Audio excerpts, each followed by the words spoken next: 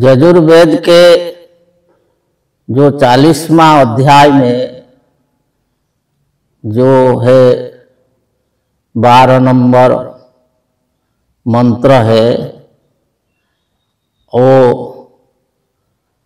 ऐसे मंत्र है कि जो मनुष्य को जो ऐसा ज्ञान देता है कि जो ज्ञान मनुष्य को अवश्य प्राप्त करना चाहिए, तब जाके जो पूर्ण ज्ञान होगा। इस मंत्र में जो कहा गया है कि अंधं तमः प्रविशन्ति जे अविद्यामुपासते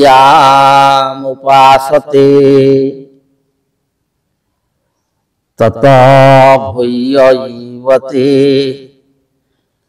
तमः जे विद्यायां रता। इस मंत्र में कहा जाता है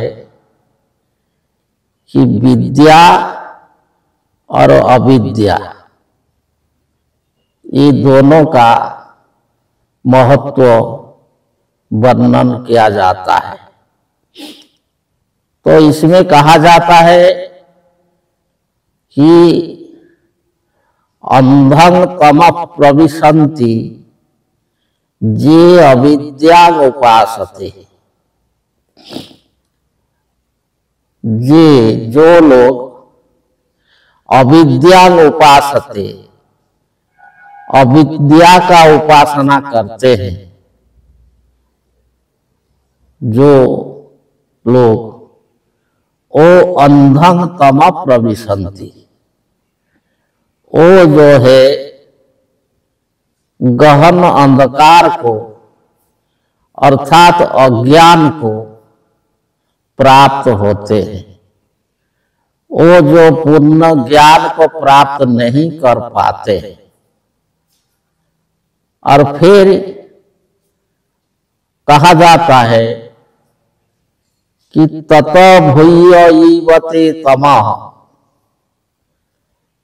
जे विद्यायां रता, कि जो लोग विद्यायां रता, वो विद्या का उपासना करते हैं, जो केवल विद्या का ही उपासना करते हैं, वो लोग ततः भूयैव तमः, ये फिर और अंधकार को प्राप्त करते हैं। तो जो लोग अविद्या का उपासना करते हैं, केवल अविद्या का उपासना करते हैं, वो लोग गहन अंधकार को प्राप्त करते हैं, अज्ञान को प्राप्त करते हैं। और जो केवल विद्या का उपासना करते हैं, वो भी और गहन अंधकार को प्राप्त करते हैं। तो ये जो अविद्या और विद्या, ये क्या है?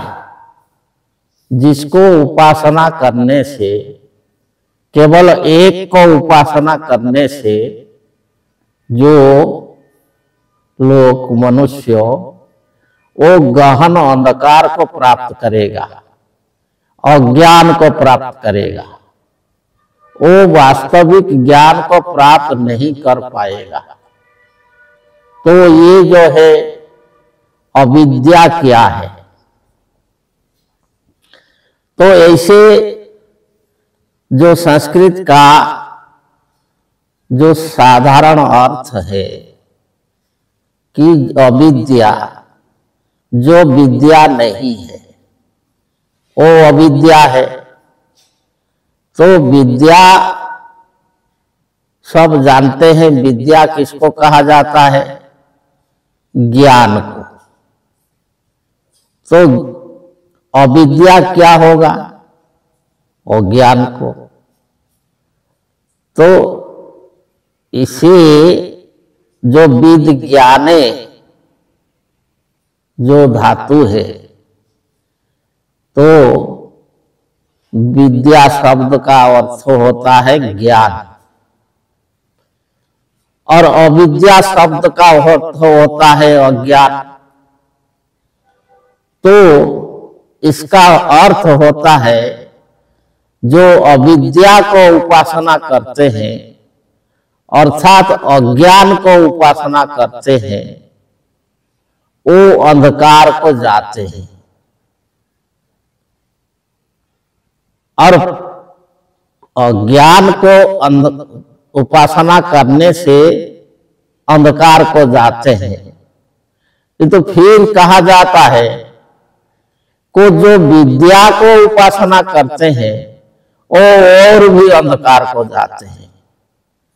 तो विद्या का अर्थ ज्ञान, तो ज्ञान को उपासना करने से फिर और कैसे और अंधकार को जाएगा? तो वही जो अर्थ है, इसका अर्थ जो व्याख्याकारों ने किया है, तो इसे ये सही अर्थ नहीं होता है। इस मंत्र का जो कहने का सही तात्पर्य समझा नहीं जा सकता है। इसे समझने के लिए उसका शब्द का फिर जो है गहन अर्थ को देखना पड़ेगा। आगे बताएंगे।